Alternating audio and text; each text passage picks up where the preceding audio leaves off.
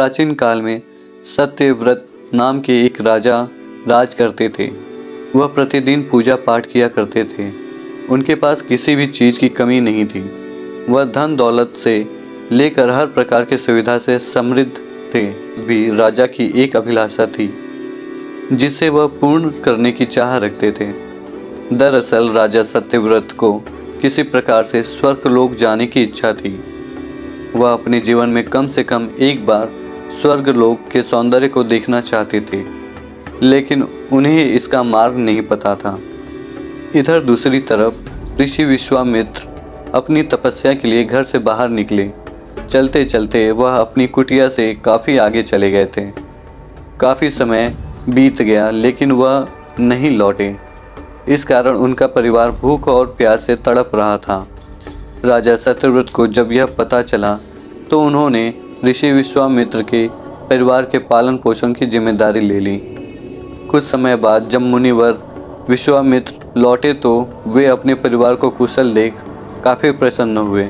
उन्होंने पूछा कि उनकी अनुपस्थिति में किसने उनकी देखभाल की। इस पर ऋषि के परिवार वालों ने बताया कि राजा ने उनके पालन पोषण की जिम्मेदारी उठाई थी। यह सुनकर ऋषि विश्वामित्र तुरंत राजमहल पहुँचे और राजा से मुलाकात की। वहां पहुंचकर उन्होंने सबसे पहले महाराज को धन्यवाद कहा। इस पर राजा सत्यव्रत ने ऋषि से अपनी इच्छा पूर्ण करने का आशीर्वाद मांगा। राजा की बात सुनकर ऋषि विश्वामित्र ने कहा, बोलिए महाराज, आपको क्या वरदान चाहिए।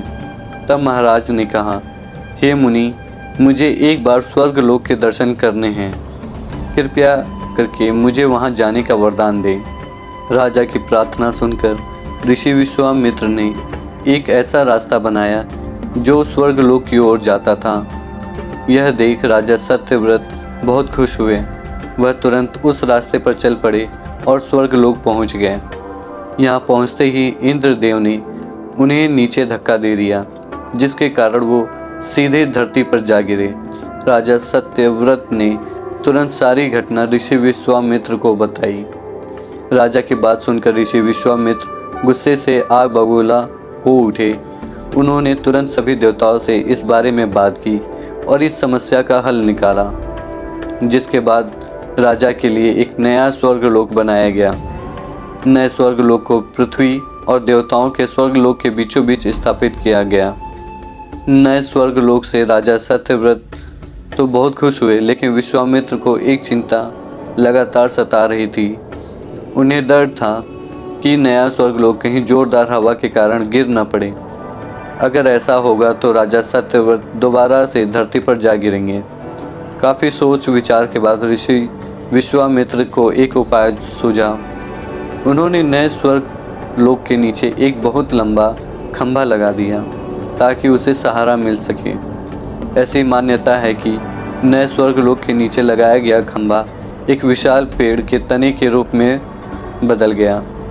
यही नहीं, कुछ समय पश्चात जब राजा सत्यव्रत की मृत्यु हुई तो उनका सिर एक फल में तब्दील हो गया। तभी से इस खंभे को नारियल का पेड़ कहा जाने लगा, जबकि राजा का सिर नारियल के रूप में जाना गया। यही कारण है कि नारियल का पेड़ इतना लंबा होता है। इस कहानी से हमें यह सीख मिलती है, अगर सच्चे मन से किसी की मदद करें तो हमारी हर ख्वाहिश पूरी हो सकती है।